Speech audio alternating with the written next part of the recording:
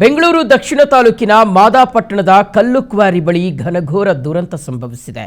ಹಿಟಾಚಿಯಿಂದ ಕೆಲಸ ಮಾಡ್ತಾ ಇದ್ದ ವೇಳೆ ಈ ಭೀಕರ ದುರಂತ ನಡೆದಿದ್ದು, ನೋಡ್ತಾ ಇದ್ದಂತೆಯೇ ಕಲ್ಲು ಬಂಡೆಯಡಿ ಸಿಲುಕಿ 7 ಮಂದಿ ಪ್ರಾಣ ಕಳ್ಕೊಂಡಿದ್ದಾರೆ. ಸ್ಥಳದಲ್ಲಿ ಮೃತರ ಕುಟುಂಬಸ್ಥರ ಆಕ್ರಂದನ ಮುಗಿಲು ಮುಟ್ಟಿದೆ. ಸ್ಥಳಕ್ಕೆ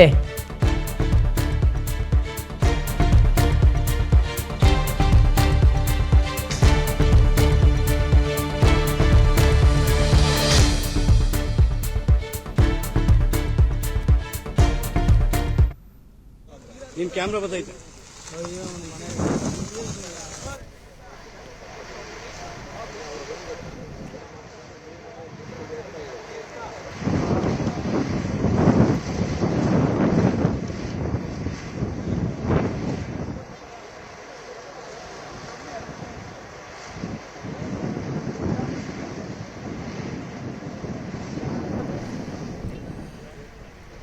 ಓಕೆ ವೀಕ್ಷಕರೇ, ನಿನ್ನೆ ನಡೆದಂಥ ಒಂದು ದಾರುಣ ಘಟನೆ, ಕಲ್ಲು ಕ್ವಾರಿಯಲ್ಲಿ ಆದಂತಹ ಒಂದು ದುರ್ಘಟನೆಯಲ್ಲಿ 7 ಮಂದಿ ಪ್ರಾಣ ಕಳ್ಕೊಂಡಿದ್ದಾರೆ.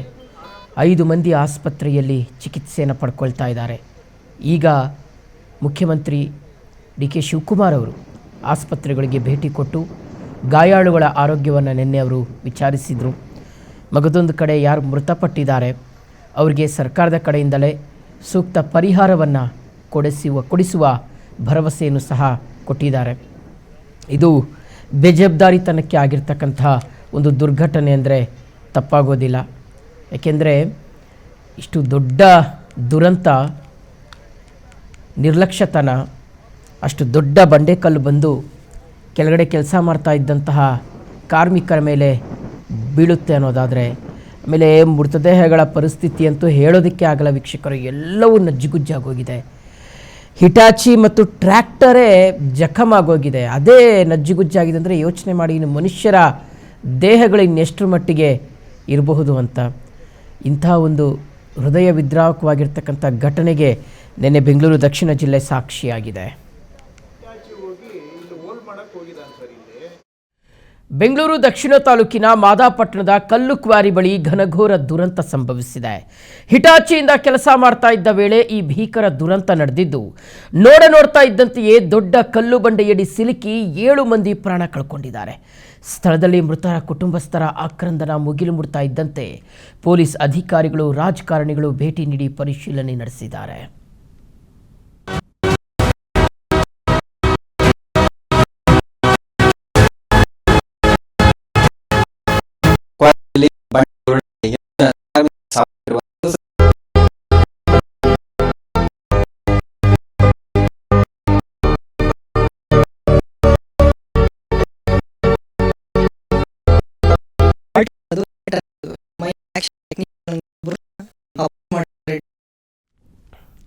ಮಾದಾಪಟ್ಟಣದಲ್ಲಿ ನಡೆದಂಥ ಕಲ್ಲು ಕ್ವಾರಿ ದುರಂತ ಈಗ ರಾಜಕೀಯ ಬಣ್ಣವನ್ನು ಪಡ್ಕೊಳ್ತಾ ಇದೆ. ರಾಜಕಾರಣಿಗಳು ಸಾವಿನಲ್ಲೂ ರಾಜಕೀಯ ಮಾಡ್ತಿದ್ದು ಆಕ್ರೋಶಕ್ಕೆ ಕಾರಣವಾಗಿದೆ. ತಮ್ಮವರನ್ನ ಕಳೆದುಕೊಂಡ ಕುಟುಂಬಗಳು ಕಣ್ಣೀರಿನಲ್ಲಿ ಕೈ ತೊಳಿತಾ ಇದ್ರೆ, ಜನಪ್ರತಿನಿಧಿಗಳು ಮಾತ್ರ ಮಾತಿನ ಮಲ್ಲಯುದ್ಧಕ್ಕೆ ನಿಂತಿದ್ದಾರೆ.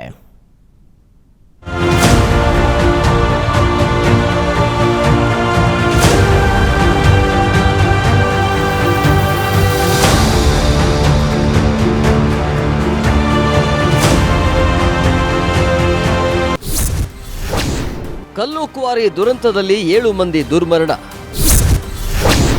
ಘೋರ ಘಟನೆ ಬಗ್ಗೆ ರಾಜಕಾರಣಿಗಳ ಕಿತ್ತಾಟ.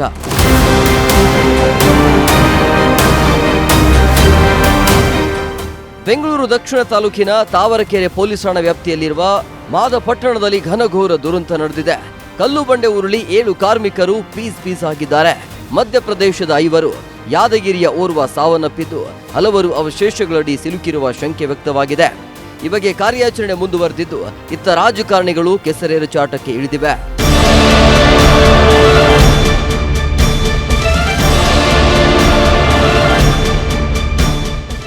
ಇದಕ್ಕೆ ರಿಯಾಕ್ಟ್ ಮಾಡಿರುವ ಶಾಸಕ ಎಸ್.ಟಿ. ಸೋಮಶೇಖರ್, ನನ್ನದೇ ಕ್ಷೇತ್ರದಲ್ಲಿ ಇಂಥ ದುರ್ಘಟನೆ ನಡೆದಿದೆ. ಅಲ್ಲಿ ಕೆಲಸ ಮಾಡೋ ಜಾಗದ ಮೇಲೆ ಮತ್ತೊಂದು ಕ್ವಾರಿ ಇದೆ. ಅಲ್ಲಿ ಗುಂಡಿ ತೋಡಿ ಬ್ಲಾಸ್ಟ್ ಮಾಡೋಕೆ ತಯಾರಿ ನಡೆಸಲಾಗ್ತಿತ್ತು. ತಪ್ಪಿತಸ್ಥರ ವಿರುದ್ಧ ಕಠಿಣ ಕಾನೂನು ಕ್ರಮ ಕೈಗೊಳ್ಳಬೇಕಿದೆ ಅಂತ ಆಗ್ರಹಿಸಿದ್ದಾರೆ. ಯಶವಂತಪುರ ವಿಧಾನಸಭಾ ಕ್ಷೇತ್ರ ನಮ್ಮದೇ ಕ್ಷೇತ್ರ. ಅಜ್ಜಿನಹಳ್ಳಿ ಗ್ರಾಮ ಪಂಚಾಯತಿಯ ಉಲುವೇನಹಳ್ಳಿ ಅಲ್ಲಿ ಇದು ಬೆಳಗಿನ ಜಾವ 7 ಗಂಟೆಗೆ ಆಗಿರ್ತಕ್ಕಂಥದ್ದು. ನಾನು ಗರ್ಭಿಣಿ ಚಿರತೆ ಸತ್ತಾಗಲೇ ನಾನು ಗಲಾಟೆ ಮಾಡಿದ್ದೆ ಅಸೆಂಬ್ಲಿಯಲ್ಲಿ. ಜೊತೆಗೆ ಪೆಟಿಷನ್ ಕಮಿಟಿಲೂ ಕೂಡ 3-4 ಸಾರಿ ಚರ್ಚೆನೂ ಕೂಡ ಆಗಿತ್ತು. ಬೆಳಗಿನ ಜಾವ 7 ಗಂಟೆಗೆ 10 ಜನ ಕಾರ್ಮಿಕರು ಕೆಳಗಡೆ ಕೆಲಸ ಮಾಡ್ತಕ್ಕಂಥದ್ದಕ್ಕೆ ಬೆಳಗಿನ ಜಾವ 7 ಗಂಟೆಗೆ ಹೋಗಿದ್ದಾರೆ. ಅಲ್ಲಿಂದ 100 ಅಡಿ ಮೇಲ್ಗಡೆ ಇನ್ನೊಬ್ರದ್ದು ಕ್ವಾರೆ, ಅವರು ಇಟಾಚಿ ಮುಖಾಂತರ ಕ್ಲೀನ್ ಮಾಡಿಸಿ ಆ ಗುಳಿ ತೋರಿಸಿ ಬ್ಲಾಸ್ಟ್ ಮಾಡ್ತಕ್ಕಂಥದ್ದಕ್ಕೆ ರೆಡಿ ಮಾಡ್ಕೊಳ್ತಾ ಇದ್ರು.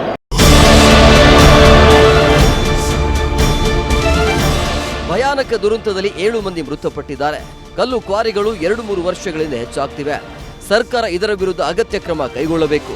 ಮೃತಪಟ್ಟವರ ಕುಟುಂಬಕ್ಕೆ ಪರಿಹಾರ ಕೊಡಬೇಕು ಅಂತ ವಿಪಕ್ಷಗಳು ಆಗ್ರಹಿಸಿವೆ. ದುರಂತದಲ್ಲಿ ಒಂದು ಬಹಳ ಭಯಾನಕವಾದಂಥ ಸಾವುಗಳಾಗಿದೆ. ಫೋನ್ ಹಿಂದೆ 7 ಜನ ಮೃತಪಟ್ಟಿದ್ದಾರೆ. ಕೆಲವರ ಐಡೆಂಟಿಫೈ ಮಾಡೋಕ್ಕಾಗಲ್ಲ. ಅವರ ಪೂರ್ತಿ ಮುಖ ತಲೆ ಎಲ್ಲ ಕೂಡ ಹೋಗಿದೆ. ಐಡೆಂಟಿಫೈ ಮಾಡೋಕ್ಕೆ ಕಷ್ಟ. ಡಾಕ್ಟರ್ಸ್ ಮಾತಾಡಲಿಲ್ಲ, ಅವರು ಅದನ್ನೇ ಹೇಳಿದ್ದಾರೆ. ಐಡೆಂಟಿಫೈ ಆದ್ರೆ ಅವರ ಮನೆತನಗಳು ಹೇಗೆ ಬದುಕ್ತವೆ ಜೀವನದ ಮುಂದೆ ಅಂತಕ್ಕಂಥದ್ದನ್ನ ಯೋಚನೆ. ಈಗ ಇಲ್ಲೀಗಲ್ ಮೈನಿಂಗ್ ಮಾಡ್ಲಿಕ್ಕೆ ಅವಕಾಶಗಳನ್ನು ಕೊಡ್ತಕ್ಕಂಥವ್ರು ಯಾರು? ಇದರಲ್ಲಿ ಸಂಪೂರ್ಣವಾಗಿ ಅಧಿಕಾರಿಗಳ ಕೈವಾಡ ಇಲ್ಲದೆ ಇವೆಲ್ಲ ನಡೆಯುತ್ತಿಲ್ಲ. ಯಾಕೆಂತಂದ್ರೆ ಈಗಾಗಲೇ ಬೆಂಗಳೂರು ಗ್ರಾಮಾಂತರ ಜಿಲ್ಲೆ ಆಗ್ಲಿ ಅಥವಾ ಈ ಕಡೆ ಕನಕಪುರ ಅಂದ್ರ ಭಾಗ ಅಂತಂದ್ರೆ ಇಲ್ಲಿವರೆಗೆ ರಾಮನಗರದಲ್ಲಾಗ್ಲಿ ಇದು ಬೆಂಗಳೂರಿಗೆ ತಾಗಿ ಇರುವ ತಾಲೂಕು. ಆದ್ರಿಂದ ಇಲ್ಲಿ ಈ ರೀತಿಯ ಚಟುವಟಿಕೆಗಳೇ ನಡೆಯಬಾರದು ಅಂತಕ್ಕಂಥದ್ದು ಕೂಡ ಇದೆ. ಸರ್ಕಾರ ಹೊರಬೇಕು. ಯಾಕೆ ಅಂತ ಹೇಳಿದ್ರೆ ಇವತ್ತು 9 ಜನ ಅಮಾಯಕ ಕಾರ್ಮಿಕರು ಏನು ಯಾವುದೇ ತಪ್ಪಿಲ್ದೇನೆ ಆ ಒಂದು ದುರ್ಘಟನೆಗೆ ಬಲಿಯಾಗಿದ್ದಾರೆ. ಈ ವಿಷಯಕ್ಕೆ ಸಂಬಂಧಪಟ್ಟಂತೆ ಕೂಡಲೇ ಸರ್ಕಾರ ನಿರ್ಧಾರವನ್ನ ತೆಗೆದುಕೊಳ್ಬೇಕು. ಘಟನೆಯಲ್ಲಿ ನಿಧನರಾಗಿರ್ತಕ್ಕಂಥ ಕುಟುಂಬಕ್ಕೆ ಅವರಿಗೆ ತಕ್ಷಣ ಪರಿಹಾರದ ಘೋಷಣೆಯನ್ನು ಮಾಡಬೇಕು ಅಂತ ಹೇಳಿ ಆಗ್ರಹಿಸ್ತೇನೆ. ಇದ್ರ ಜೊತೆಗೆ ಗಣಿಗಾರಿಕೆ ನಡೆಯುವ ಸಂದರ್ಭದಲ್ಲಿ ಗಣಿಗಾರಿಕೆ ಈಗಾಗಲೇ ನಿಯಮಗಳನ್ನು ರೂಪಿಸಿದೆ. ಅದೇನೋ ವೈಲೇಷನ್ ಆಗಿದೆಯಾ ಅನ್ನೋದರ ಪರಿಶೀಲನೆ ಮಾಡಬೇಕು. ಉಳಿದ ಕಡೆಗಳಲ್ಲೂ ಇಂಥ ಅನಾಹುತಗಳಾಗದಂತೆ ತಡೆಯೋದಕ್ಕೆ ಅಗತ್ಯ ಇರುವಂತ ಮುನ್ನೆಚ್ಚರಿಕೆ ಕ್ರಮವನ್ನು ಕೈಗೊಳ್ಳಬೇಕು ಅಂತ ನಾನು ಆಗ್ರಹಿಸ್ತೇನೆ. ಇನ್ನು ಮಾದಪಟ್ಟಣದಲ್ಲಿ ನಡೆದ ಘಟನೆಯಿಂದ ನನಗೆ ಅತೀವ ನೋವುಂಟು ಮಾಡಿದೆ. ಮೃತಪಟ್ಟ ಕಾರ್ಮಿಕರ ಆತ್ಮಕ್ಕೆ ಚಿರಶಾಂತಿ ಕೋರ್ತೇನೆ. ಗಾಯಗೊಂಡವರು ಆದಷ್ಟು ಬೇಗ ಗುಣಮುಖರಾಗಲಿ ಅಂತ ಕೇಂದ್ರ ಸಚಿವ ಎಚ್.ಡಿ. ಕುಮಾರಸ್ವಾಮಿ ಹೇಳಿದ್ದಾರೆ. ಅಷ್ಟೇ ಅಲ್ಲ, ಇದರಲ್ಲಿ ದೊಡ್ಡ ದಂಧೆ ಮಾಡೋರು ಇದ್ದಾರೆ. ಸರ್ಕಾರ ಕಠಿಣ ಕ್ರಮ ತೆಗೆದುಕೊಂಡು ಇದರ ಹಿಂದೆ ಇರೋರ ವಿರುದ್ಧ ಕ್ರಮ ತೆಗೆದುಕೊಳ್ಳಬೇಕು ಅಂತ ಗುಡುಗಿದ್ದಾರೆ. ರಸ್ತೆಯಲ್ಲಿ ಬರ್ತಕ್ಕಂಥ ಒಂದು ಮಾದಾಪಟ್ಟಣ ಅಂತಕ್ಕಂಥ ಗ್ರಾಮದಲ್ಲಿ ಕ್ವಾರಿಯ ಒಂದು ಕೂಲಿ ಕೆಲಸ ಮಾಡತಕ್ಕಂಥ ಕಾರ್ಮಿಕರು 7-8 ಜನ ಮರಣ ಹೊಂದಿರತಕ್ಕಂಥದ್ದೇನಿದೆ. ಪ್ರಥಮವಾಗಿ ಮರಣ ಹೊಂದಿರತಕ್ಕಂಥವರಿಗೆ ಭಗವಂತ ಆತ್ಮ ಒಂದು ಶಾಂತಿಯನ್ನ ಕೊಡ್ಲಿ ಅಂತಕ್ಕಂಥ ಪ್ರಾರ್ಥನೆ ಮಾಡ್ತಾರೆ. ಆದ್ರೆ ಆ ಕೆಲಸವನ್ನ ನಿರ್ವಹಣೆ ಮಾಡ್ತಾ ಇದ್ದಂತವರೆಲ್ಲ ಬಡವರು. ನನಗೆ ಬಂದಂತ ಮಾಹಿತಿ ಮಧ್ಯಪ್ರದೇಶದಿಂದ ಇಲ್ಲಿ ಬಂದು ಕೂಲಿ ಕಾರ್ಮಿಕರ ಕೆಲಸ ಮಾಡ್ತಾ ಇದ್ದಂತವ್ರು 6 ಜನ 7 ಜನ ಇದ್ದಾರೆ. ಒಬ್ಬ ಯಾದಗಿರಿ ಅವನು ಒಬ್ಬ ಹುಡುಗ ಇದ್ದಾನೆ. ಈ ಒಂದು ಕ್ವಾರಿ ಕೆಲಸ ಮಾಡಬೇಕಾದ್ರೆ ಅದರ ಮಾಲೀಕರುಗಳಿದ್ದಾರೆ, ಅವರಿಗೆ ಬರೀ ದುಡ್ಡು ಮಾಡೋದಷ್ಟೇ ಚಿಂತನೆ. ಕಲ್ಲು ಕ್ವಾರಿ ದುರಂತದಲ್ಲೂ ರಾಜಕೀಯದ ಆಟ ಶುರುವಾಗಿದೆ. ಸಾವಿನಲ್ಲೂ ರಾಜಕೀಯ ಮಾಡೋದನ್ನ ಬಿಟ್ಟು ಮೃತರ ಕುಟುಂಬಗಳಿಗೆ ಜನಪ್ರತಿನಿಧಿಗಳು ನೆರವಾಗಬೇಕಿದೆ. ಬ್ಯೂರೋ ರಿಪೋರ್ಟ್, PNS ವಿಸ್ತಾರ ನ್ಯೂಸ್. ಬೆಂಗಳೂರು ದಕ್ಷಿಣ ತಾಲೂಕಿನ ಮಾದಾಪಟ್ಟಣದ ಕಲ್ಲು ಕ್ವಾರಿ ಬಳಿ ಘನಘೋರ ದುರಂತ ಸಂಭವಿಸಿದೆ. ಹಿಟಾಚಿಯಿಂದ ಕೆಲಸ ಮಾಡ್ತಾ ಇದ್ದ ವೇಳೆ ಈ ಭೀಕರ ದುರಂತ ನಡೆದಿದ್ದು, ನೋಡ್ತಾ ಇದ್ದಂತೆ ದೊಡ್ಡ ಕಲ್ಲು ಬಂಡೆಯಡಿ ಸಿಲುಕಿ 7 ಮಂದಿ ಪ್ರಾಣ ಬಿಟ್ಟಿದ್ದಾರೆ. ಸ್ಥಳದಲ್ಲಿ ಮೃತ ಕುಟುಂಬಸ್ಥರ ಆಕ್ರಂದನ ಮುಗಿಲು ಮುಟ್ತಾ ಇದ್ದಂತೆ ಸ್ಥಳಕ್ಕೆ ಪೊಲೀಸ್ ಅಧಿಕಾರಿಗಳು, ರಾಜಕಾರಣಿಗಳು ಭೇಟಿ ನೀಡಿ ಪರಿಶೀಲನೆ ನಡೆಸಿದರು.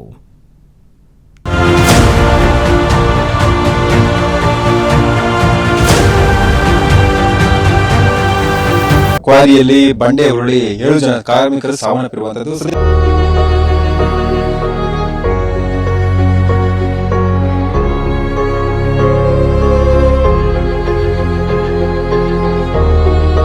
ಫಾಲ್ಟ್ ಬರೋದು ಮ್ಯಾಟ್ ಅನ್ನೋದು ಮೈನ್ ಆಕ್ಷನ್ ಟೆಕ್ನಿಷಿಯನ್ ಅಂತ ಒಬ್ರನ್ನ ಅಪಾಯಿಂಟ್ ಮಾಡಿರ್ತಾರೆ, DMG ಅವರಾಗ್ಲಿ, ಕ್ವಾರಿ ಅವರಾಗ್ಲಿ, ಕ್ರಷರ್ ಅವರಾಗ್ಲಿ. ಅದನ್ನ ಅಪಾಯಿಂಟ್ ಮಾಡದಿರೋ ಕಾರಣ ಆಪರೇಟರ್ ಇನ್ಎಕ್ಸ್ಪೀರಿಯನ್ಸ್ ಇರೋರು ಈ ತರ ಮಾಡಿ ಈ ತರ ಇನ್ಸಿಡೆಂಟ್ ಆಗಿದೆ.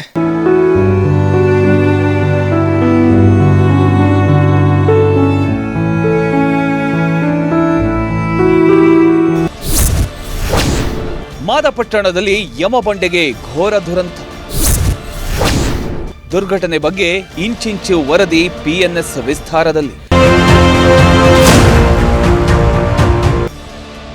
ಸುತ್ತಲೂ ಕಲ್ಲು ಬಂಡೆಗಳ ರಾಶಿ. ಕ್ವಾರಿಯೊಳಗೆ ಕೆಲಸ ಮಾಡ್ತಿದ್ದ ಕಾರ್ಮಿಕರು ಹಿಟಾಚಿಯಲ್ಲಿ ಕೆಲಸ ಮಾಡ್ತಿದ್ದ ವೇಳೆ ಏಕಾಏಕಿ ಉರುಳಿ ಬಿದ್ದ ದೊಡ್ಡ ಬಂಡೆ ಕೆಳಗೆ ಸಿಲುಕಿ ಕಾರ್ಮಿಕರ ಸಾವು. ಕಾರ್ಯಾಚರಣೆ ವೇಳೆ ಒಂದೊಂದೇ ಮೃತದೇಹಗಳು ಪತ್ತೆ. ಘೋರ ದುರಂತದ ಬಳಿಕ ಕುಟುಂಬಸ್ಥರ ಆಕ್ರಂದನ. ಈ ದುರ್ಘಟನೆ ನಡೆದಿರೋದು ಬೆಂಗಳೂರು ದಕ್ಷಿಣ ತಾಲೂಕಿನ ಮಾದಪಟ್ಟಣ ಗ್ರಾಮದ ಬಳಿಯ ಕಲ್ಲು ಕ್ವಾರಿಯಲ್ಲಿ.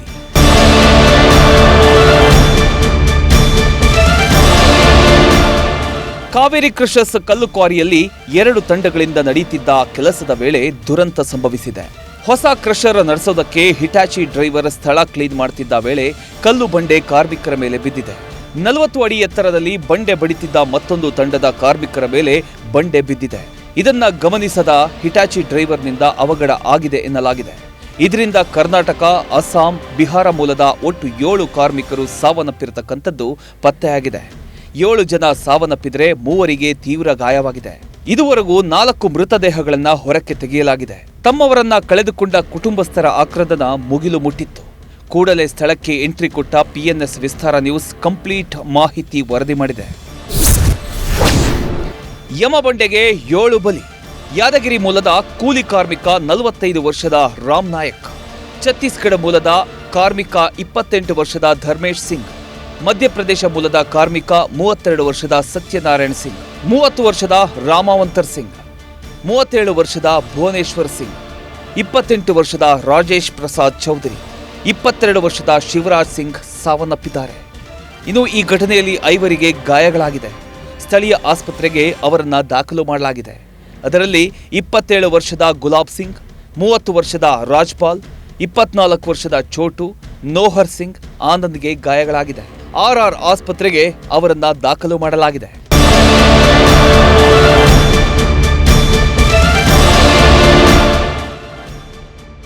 ದುರಂತದ ಬಗ್ಗೆ ಮಾತನಾಡಿರೋ DK ಶಿವಕುಮಾರ್, ಪ್ರಕರಣದ ಬಗ್ಗೆ ಅಧಿಕೃತ ಮಾಹಿತಿ ಪಡೆದ ನಂತರ ಕೈಗೊಳ್ಳಬೇಕಾಗಿರೋ ಅಗತ್ಯ ಕ್ರಮಗಳ ಬಗ್ಗೆ ತೀರ್ಮಾನ ಮಾಡಲಾಗುವುದು ಅಂತ CM DK ಶಿವಕುಮಾರ್ ಹೇಳಿದ್ದಾರೆ. ಪೊಲೀಸ್ ಅಧಿಕಾರಿಗಳು, ಗಣಿ ಹಾಗೂ ಭೂ ವಿಜ್ಞಾನ ಇಲಾಖೆ ಅಧಿಕಾರಿಗಳು ದುರಂತ ಸ್ಥಳಕ್ಕೆ ಭೇಟಿ ನೀಡಿದ್ದಾರೆ. ಸ್ಫೋಟದಿಂದಾಗಿ ಈ ದುರಂತ ಸಂಭವಿಸಿಲ್ಲ ಅನ್ನೋ ಮಾಹಿತಿ ಬಂದಿದ್ದು, ಈ ಕ್ವಾರಿ ಕಾನೂನುಬದ್ಧವಾಗಿ ನಡೆಸಲಾಗ್ತಿದೆಯೇ ಇಲ್ಲವೇ ಎಂಬ ವರದಿಯನ್ನ ಪಡೆದು ನಂತರ ಕ್ರಮ ಕೈಗೊಳ್ಳಲಾಗುವುದು ಎಂದಿದ್ದಾರೆ. ಬೆಂಗಳೂರು ಸಮೀಪದಲ್ಲಿ ಮಾಗಡಿ ರಸ್ತೆಯಲ್ಲಿ 2 ಕ್ವಾರಿಯಲ್ಲಿ ಕುಸಿತ ಆಗಿದೆ ಅಂತ ಹೇಳಿ ವರದಿ ಬಂದಿದೆ. ಸುಮಾರು 6 ರಿಂದ 7 ಜನಕ್ಕೆ ಮಣ್ಣು ಕುಸಿತಾಗಿ ಸತ್ತಿದ್ದಾರೆ ಅಂತ ಹೇಳಿ ಮಾಹಿತಿ ಬಂದಿದೆ. ಒಂದು 2 ಬಾಡಿ ಸಿಕ್ಕಿದೆ ಅಂತ ವರದಿ ಕೂಡ ಕೊಟ್ಟಿದ್ದಾರೆ. ಮಿಕ್ಕಿದ ಎಂಟೈರ್ ಟೀಮ್ ಎಲ್ಲ ಈಗಾಗಲೇ ನಮ್ಮ ಪೊಲೀಸ್ ಅಧಿಕಾರಿಗಳು, ಮೈಸೂರು ಜಿಯಾಲಜಿ, ನಮ್ಮ DC ಎಲ್ಲ ಕೂಡ ಸ್ಥಳಕ್ಕೆ ಧಾವಿಸಿದ್ದಾರೆ. ಇನ್ನು ದುರಂತ ಸಂಭವಿಸುತ್ತಿದ್ದಂತೆ ಘಟನಾ ಸ್ಥಳಕ್ಕೆ ಕೇಂದ್ರ ವಲಯ IG ಗಿರೀಶ್, ADGP ಹಿತೇಂದ್ರ, ರಾಮನಗರ ಜಿಲ್ಲಾಧಿಕಾರಿ ಕಾಂತರಾಜು ಹಾಗೂ SP ಭೇಟಿ ನೀಡಿ ಪರಿಶೀಲನೆ ನಡೆಸಿದ್ದಾರೆ. ಇವತ್ತಿನ ಬೆಳಗಿನ ಜಾವ 7:30 ಸುಮಾರು ಇಲ್ಲಿ 2 ಕ್ವಾರಿ ಇದೆ. ನೀವು ನೋಡೋ ತರ ಅದು ಮೇಲ್ಗಡೆ ಏನಿದೆ ಅದು ಬೇರೆಯವ್ರಿಗೆ ಸೇರಿರ್ತಕ್ಕಂಥ ಕ್ವಾರಿ, ಅದು ಕೆಳಗಡೆ ಏನಿದೆ ಅದು ಬೇರೆಯವ್ರಿಗೆ ಸೇರಿರ್ತಕ್ಕಂಥ ಕ್ವಾರಿ ಅದು. ಸೊ ಮೇಲೆ ಏನು ಕ್ವಾರಿ ಇದೆ ಮತ್ತು ಕೆಳಗಡೆ ಏನು ಕ್ವಾರಿ ಇದೆ, 2 ಕಡೆ ಕೆಲಸ ನಡೀತಾ ಇತ್ತು ಬೆಳಗಿನ ಜಾವ. ಸೊ ಮೇಲ್ಗಡೆಯವರು ಅದನ್ನ ಕಲ್ಲುಗಳನ್ನ ಬಂಡೆಗಳನ್ನ ಅವ್ರದ್ದು ಏನು ಹಿಟಾಚಿಯಲ್ಲಿ ಸ್ವಲ್ಪ ಅದನ್ನ ಏನು ಮೂವ್ಮೆಂಟ್ ಮಾಡೋ ಸಂದರ್ಭದಲ್ಲಿ ಕೆಳಗಡೆ ಕ್ವಾರಿಯಲ್ಲಿ ಯಾರು ಕೆಲಸ ಮಾಡ್ತಾ ಇದ್ರು ಅವ್ರ ಮೇಲೆ ಅದು ಬಂಡೆಗಳೆಲ್ಲ ಕೆಳಗಡೆ ಬಂದು ಉಲ್ಡಿ ಬಂದು ಅವ್ರ ತಲೆ ಮೇಲೆ ಆಮೇಲೆ ಅವ್ರ ಬಾಡಿಗಳೆಲ್ಲ ಮೇಲೆ ಬಿದ್ದು ಈ ಘಟನೆ ನಡೆದಿರೋದು. ಕ್ವಾರಿಗಳಲ್ಲಿ ಕೆಲಸ ಮಾಡಬೇಕಾದ್ರೆ ಮೇಲೆ ಕಡೆ ಕ್ವಾರಿಯವರಿಂದ ಅದು ಬಂಡೆಗಳು ಜಾರಿ ಕೆಳಗೆ ಬಿದ್ದು 7 ಜನ ಸತ್ತಿರ್ತಾರೆ, ಮತ್ತೊಂದು 3 ಜನ ಇಂಜೂರಿ ಆಗಿದ್ದಾರೆ. ಈಗ ಇದರಲ್ಲಿ ಮೇಲ್ನೋಟಕ್ಕೆ ಇದು ನಿರ್ಲಕ್ಷ್ಯತೆ ಕಂಡು ಬರ್ತಾ ಇದೆ. ನಾವು ಪೊಲೀಸ್ ಇಲಾಖೆ ವತಿಯಿಂದ FIR ದಾಖಲು ಮಾಡ್ಕೊಂಡಿದ್ವಿ. ಇಲ್ಲಿ ಕೆಲಸ ಮಾಡೋ ಕಾರ್ಮಿಕರ ಕಡೆಯಿಂದ ಕಂಪ್ಲೇಂಟ್ ತಗೊಂಡು FIR ದಾಖಲು ಮಾಡಿದ್ವಿ. FIR ಅಲ್ಲಿ 2 ಕ್ವಾರಿ ಓನರ್ಗಳು ಮತ್ತೆ ಸೂಪರ್ವೈಸರ್ಗಳು ಅವ್ರನ್ನ ಆರೋಪಿಗಳನ್ನ ಹಾಕಿ ಅವರು ಕಂಪ್ಲೇಂಟ್ ಅಲ್ಲಿ ಕೊಟ್ಟಿದ್ದಾರೆ. ಘಟನೆ ನಡೆಯಬಾರ್ದಾಗಿತ್ತು, ನಡೆದಿದೆ. ಏನು ಸಾವು ನೋವುಗಳಾಗಿದ್ದಾವೆ. ದಯವಿಟ್ಟು ಆ ಒಂದು ವಿಚಾರದಲ್ಲಿ ಯಾವುದೇ ಒಂದು ಇದರದ್ದು ಆಗಬಾರ್ದಾಗಿತ್ತು. ಈಗಾಗಲೇ ಮಾನ್ಯ ಶಾಸಕರು ಕೆಲವು ವಿಚಾರಗಳನ್ನು ಪ್ರಸ್ತಾಪ ಮಾಡಿದ್ದಾರೆ. ಈ ಒಂದು ವಿಚಾರಕ್ಕೆ ಸಂಬಂಧಪಟ್ಟಂತೆ ನಾವು ನಮ್ಮ ಯಾರು ಸಂಬಂಧಪಟ್ಟ ಅಧಿಕಾರಿಗಳಿದ್ದಾರೆ ಅವರು ಇಲ್ಲಿ ಇದ್ದಾರೆ, ಅವರುಗಳಿಗೆ ನಾವು ಸೂಚನೆ ಕೊಡ್ತಕ್ಕಂಥದ್ದು ಏನಿದೆ ಅಂದರೆ, ಅದು ಲೀಗಲ್ ಆಗಿರಲಿ ಏನೇ ಇರಲಿ, ಕೆಲವು ಮೆಜರ್ಮೆಂಟ್ಸನ್ನು ತಗೊಳ್ಳೋವರೆಗೂ ಈ ಮೈನಿಂಗ್ ಇದನ್ನು ನಾವು ಸ್ಥಗಿತ ಮಾಡತಕ್ಕಂಥದ್ದಕ್ಕೆ ಮಾನ್ಯ ಸರ್ಕಾರಕ್ಕೆ ನಾವು ವರದಿನ ಕೊಡ್ತೇವೆ. ಮತ್ತು ಇಲ್ಲಿ ಇರ್ತಕ್ಕಂಥ ಘಟನೆಗಳ ಬಗ್ಗೆ ಮತ್ತು ವಾಸ್ತವಾಂಶದ ವಿಚಾರಗಳ ಬಗ್ಗೆನೂ ಸಹ ಮಾನ್ಯ ಸರ್ಕಾರದ ಗಮನಕ್ಕೆ ನಾವು ಇವತ್ತೇ ತರಲಿಕ್ಕೆ ವಿಚಾರ ಮಾಡ್ತೇವೆ.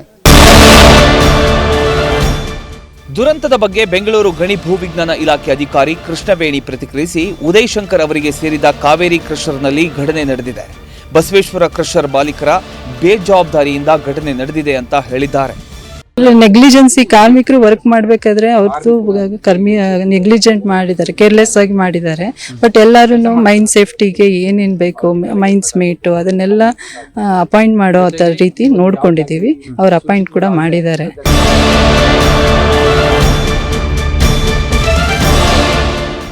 ಕಾವೇರಿ ಕ್ವಾರಿಗೆ ಸಚಿವ ಕೃಷ್ಣ ಬೈರೇಗೌಡ ಭೇಟಿ ನೀಡಿ ದೂರದಲ್ಲೇ ನಿಂತು ದುರ್ಘಟನೆ ಸ್ಥಳ ವೀಕ್ಷಿಸಿದ್ರು. ತಪ್ಪು ಯಾರದ್ದು ಅನ್ನೋದರ ಬಗ್ಗೆ ಮಾಹಿತಿ ಕಲೆ ಹಾಕಿದ್ದಾರೆ. ಇನ್ನು ಕಲ್ಲು ಕ್ವಾರಿ ದುರ್ಘಟನೆ ಬಗ್ಗೆ PNS ವಿಸ್ತಾರ ನ್ಯೂಸ್ ಗ್ರೌಂಡ್ ರಿಪೋರ್ಟ್ ನಡೆಸಿ ಸಂಪೂರ್ಣ ವರದಿಯನ್ನ ಮಾಡಿದೆ. ಘಟನೆಗೆ ಕಾರಣ ಏನು, ನಿರ್ಲಕ್ಷ್ಯ ಯಾರದ್ದು, ರಿಯಾಲಿಟಿ ಚೆಕ್ ನಡೆಸಿದೆ. ಕಲ್ಲು ಕ್ವಾರಿಯಲ್ಲಿ ನಡೆದ ಕಾರ್ಮಿಕರ ಸಾವಿಗೆ ಪ್ರಧಾನಿ ಸಂತಾಪ ಸೂಚಿಸಿದ್ದಾರೆ. ಕಲ್ಲು ಗಡಿಯಲ್ಲಿ ಹಾನಿ ಸಂಭವಿಸಿರೋದು ನೋವು ತಂದಿದೆ. ಪ್ರೀತಿ ಪಾತ್ರರನ್ನ ಕಳೆದುಕೊಂಡವರಿಗೆ ಸಂತಾಪ ವ್ಯಕ್ತಪಡಿಸುತ್ತೇನೆ. ಗಾಯಾಳುಗಳು ಶೀಘ್ರ ಗುಣಮುಖರಾಗಲಿ ಅಂತ ಪ್ರಾರ್ಥಿಸುತ್ತೇನೆ. ಹೀಗಂತ ಪೋಸ್ಟ್ ಮಾಡೋ ಮೂಲಕ ಪ್ರಧಾನಿ ಮೋದಿ ಸಂತಾಪ ಸೂಚಿಸಿದ್ದಾರೆ. ಬೆಂಗಳೂರು ಕಲ್ಲು ಕ್ವಾರಿ ದುರಂತದಲ್ಲಿ 7 ಮಂದಿ ಬಲಿಯಾಗಿದ್ದಕ್ಕೆ ರಾಷ್ಟ್ರಪತಿ ದ್ರೌಪದಿ ಮುರ್ಮು ಸಂತಾಪ ಸೂಚಿಸಿದ್ದಾರೆ. ಕಲ್ಲು ಕ್ವಾರಿ ದುರಂತ ಅತ್ಯಂತ ನೋವಿನ ಘಟನೆಯಾಗಿದೆ. ಮೃತರ ಪೈಕಿ ಹೆಚ್ಚಾಗಿ ಬಿಹಾರ ಮೂಲದವರಿದ್ದಾರೆ. ಗಾಯಗೊಂಡಂಥವರು ಶೀಘ್ರವಾಗಿ ಚೇತರಿಸಿಕೊಳ್ಳಲಿ ಅಂತ ಎಕ್ಸ್ ಖಾತೆಯಲ್ಲಿ ರಾಷ್ಟ್ರಪತಿ ದ್ರೌಪದಿ ಮುರ್ಮು ಸಂತಾಪ ಸೂಚಿಸಿದ್ದಾರೆ.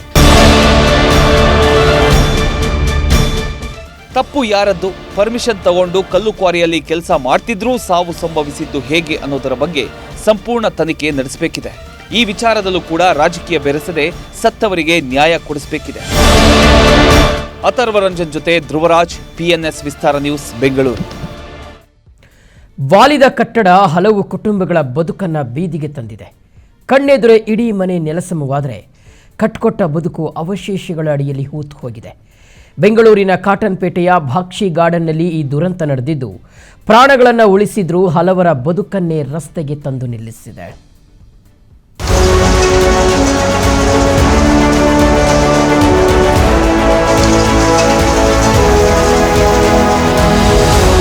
ಅದು ಮಧ್ಯಾಹ್ನ 3 ಗಂಟೆಯ ಸಮಯ. ಬಾಕ್ಷಿ ಗಾರ್ಡನ್ನಲ್ಲಿರುವ ಈ ಕಟ್ಟಡ ಇದ್ದಕ್ಕಿದ್ದಂತೆ ವಾಲಿದೆ. ವರ್ಷಗಳಷ್ಟು ಹಳೆಯ ಕಟ್ಟಡ ರಸ್ತೆ ಕಡೆಗೆ ವಾಲ್ತಿದ್ದಂತೆ ನಿವಾಸಿಗಳು ಪ್ರಾಣ ಉಳಿಸಿಕೊಳ್ಳಲು ಹೊರಗೆ ಓಡಿ ಬಂದ್ರು. ಯಾವುದೇ ಜೀವಹಾನಿ ಸಂಭವಿಸದಿದ್ರೂ ಕಟ್ಟಿಕೊಂಡ ಬದುಕೆ ಬೀದಿಗೆ ಬಂದಿದೆ. ಇವಾಗ ಎಲ್ಲಿ ಇರೋಕ್ಕೂ ಜಾಗ ಇಲ್ಲ ಇವ್ರಿಗೆ.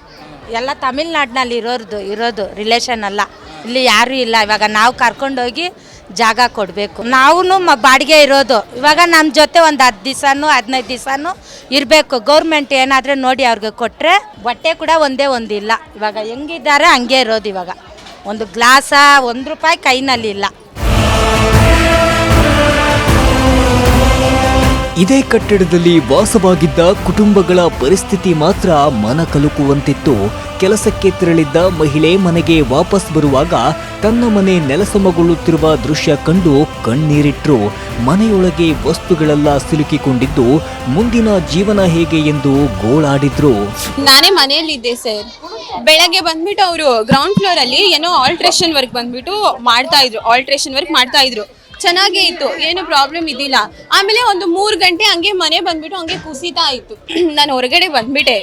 ಮನೇಲಿರೋ ಯಾರಿಗೂ ಏನು ಲೈಫಲ್ಲಿ ಏನೂ ಪ್ರಾಬ್ಲಮ್ ಆಗಿಲ್ಲ ಲೈಫ್ಗೆ, ಎಲ್ಲರೂ ಬಂದ್ಬಿಟ್ರು.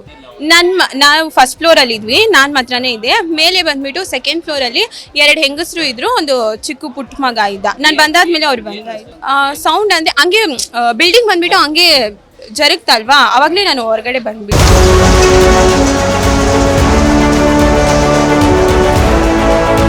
ಇನ್ನೊಂದೆಡೆ ಅಂತಿಮ ವರ್ಷದ BCA ವಿದ್ಯಾರ್ಥಿನಿಯೊಬ್ಬಳು ನಾಳೆ ಸಲ್ಲಿಸಬೇಕಿದ್ದ ಪ್ರಾಜೆಕ್ಟ್ಗೆ ಸಿದ್ಧತೆ ನಡೆಸುತ್ತಿದ್ದ ವೇಳೆ ಕಟ್ಟಡ ಅಪಾಯದ ಸ್ಥಿತಿಗೆ ತಲುಪಿತು. ಪ್ರಾಣ ಉಳಿಸಿಕೊಂಡು ಹೊರಬಂದರೂ ಪುಸ್ತಕಗಳು ಮತ್ತು ಇತರೆ ವಸ್ತುಗಳು ಮನೆಯೊಳಗೆ ಉಳಿದವು. ಕಾರ್ಯಾಚರಣೆ ನಡೆಸಿದ ಅಗ್ನಿಶಾಮಕ ಸಿಬ್ಬಂದಿ ಆಕೆಯ ಲ್ಯಾಪ್ಟಾಪ್ ಅನ್ನು ಸುರಕ್ಷಿತವಾಗಿ ಹೊರತೆಗೆದು ನೀಡಿದ್ರು.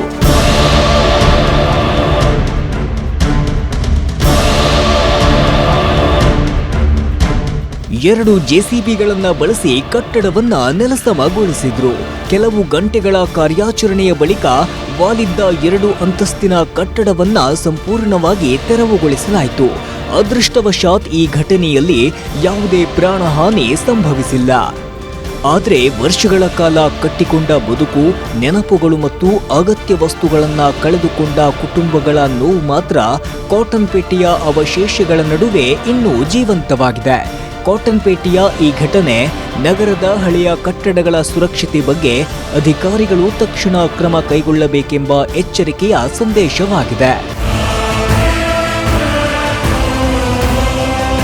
ಧ್ರುವರಾಜ್, ಕ್ರೈಮ್ ಬ್ಯೂರೋ, PNS ವಿಸ್ತಾರ ನ್ಯೂಸ್. ಇಡೀ ಬೆಂಗಳೂರಿಗೆ ನೀರುಣಿಸೋ ಕಾವೇರಿ ತವರಿಗೆ ಬರದ ಛಾಯೆ ಆವರಿಸಿದೆ. ಜೂನ್ ಕಳೆದು ಜುಲೈ ಆರಂಭವಾದರೂ ಸಹ ಮಳೆ ಇಲ್ಲದೆ ಕಾವೇರಿಯ ಒಡಲು ಬರಿದಾಗ್ತಾ ಇದೆ. ಹೀಗಾಗಿ ಕಾವೇರಿ ಕೋಳದ ರೈತರು ಕಂಗಾಲಾಗಿದ್ದಾರೆ. ಹೀಗೆ ಆದರೆ ಮುಂದೆ ಹೇಗೆ ಅಂತ ಆಕಾಶವನ್ನು ನೋಡುವಂತಾಗಿದೆ. ಈ ಕುರಿತ ಕಂಪ್ಯೂಟರ್ ರಿಪೋರ್ಟ್ ಇಲ್ಲಿದೆ ನೋಡಿ.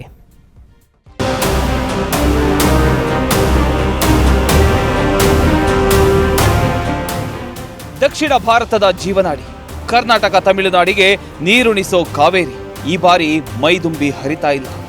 ವರುಣ ಈ ಬಾರಿ ಮುನಿಸಿಕೊಂಡಿದ್ದಾನೆ. ಆದ್ದರಿಂದ ಜೂನ್ ಕಳೆದು ಜುಲೈ ಬಂದರೂ ಕೂಡ ವಾಡಿಕೆಯ ಮಳೆ ಆಗಿಲ್ಲ. ಹೀಗಾಗಿ ಕೊಡಗು ಸೇರಿದಂತೆ ಮೈಸೂರಿನ ಹಾಸನ ಭಾಗದಲ್ಲಿ ಕಾವೇರಿ ನೀರನ್ನ ನಂಬಿ ಕೃಷಿ ಮಾಡೋ ರೈತರು ಕಂಗಾಲಾಗಿದ್ದಾರೆ. ಕೊಡಗು ಜಿಲ್ಲೆಯಲ್ಲಿ ಜನವರಿಯಿಂದ ಇಲ್ಲಿಯ ತನಕ ಕೇವಲ 345.09 ಮಿಲಿಮೀಟರ್ ಮಳೆಯಾಗಿದ್ದು, ಕಳೆದ ವರ್ಷ ಇದೇ ಅವಧಿಯಲ್ಲಿ ಬರೋಬ್ಬರಿ 1418.24 ಮಿಲಿಮೀಟರ್ ಮಳೆಯಾಗಿತ್ತು. ಇನ್ನು ಹಾರಂಗಿ ಜಲಾಶಯದ ಇಂದಿನ ನೀರಿನ ಮಟ್ಟ 2827.97 ಅಡಿಗಳು ಇದೆ. ಆದರೆ ಕಳೆದ ವರ್ಷ ಇದೇ ದಿನ 2851.77 ಅಡಿಗಳು ನೀರು ತುಂಬಿತ್ತು. ಕೊಡಗಿನಲ್ಲಿ ಉತ್ತಮ ಮಳೆಯಾದರೆ ಮಾತ್ರ ಕಾವೇರಿ ತುಂಬಿ ಹರಿಯುತ್ತೆ, ಹಾರಂಗಿ ಜಲಾಶಯ ಭರ್ತಿಯಾಗುತ್ತೆ. ಇದನ್ನ ನಂಬಿರೋ ಕಾವೇರಿ ಕೊಳ್ಳದ ರೈತರು ಸಂತೋಷದಿಂದ ಕೃಷಿ ಕೆಲಸ ಮಾಡ್ತಾರೆ. ಆದರೆ ಈ ಬಾರಿ ಮಳೆಯ ಪ್ರಮಾಣ ದಾಖಲೆಯ ಮಟ್ಟದಲ್ಲಿ ಕುಸಿತ ಕಂಡಿದೆ. ಈ ಜೋಳ, ಕಡ್ಡಿ ಇವೆಲ್ಲ ಬೆಳೆದಿದ್ವಿ, ಅವೆಲ್ಲ ಒಣಗೋಯ್ತಿದ್ವಿ.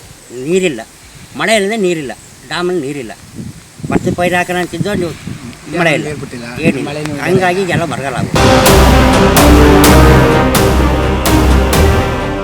ಕೊಡಗಿನಲ್ಲಿ ಮಳೆಯಾಗದ ಪರಿಣಾಮ ಕಾವೇರಿ ಕೊಳ್ಳದಲ್ಲಿ ಬರದ ಛಾಯೆ ಆವರಿಸಿದೆ. ಜಲಮೂಲಗಳು ಬತ್ತಿ ಹೋಗಿವೆ, ಬೋರ್ವೆಲ್ಗಳು ಕಂಪ್ಲೀಟ್ ಡ್ರೈ ಆಗಿದೆ. ಪರಿಣಾಮ ಭತ್ತ, ಜೋಳ, ರಾಗಿ ಕಾಳುಗಳು ಬಿತ್ತನೆ ಮಾಡಲು ಆಗದೆ, ಬಿತ್ತನೆ ಮಾಡಿದ ಬೆಳೆಯನ್ನ ಉಳಿಸಿಕೊಳ್ಳಲು ಸಹ ಆಗದೆ ಪರದಾಡುವ ಸ್ಥಿತಿ ನಿರ್ಮಾಣ ಆಗಿದೆ.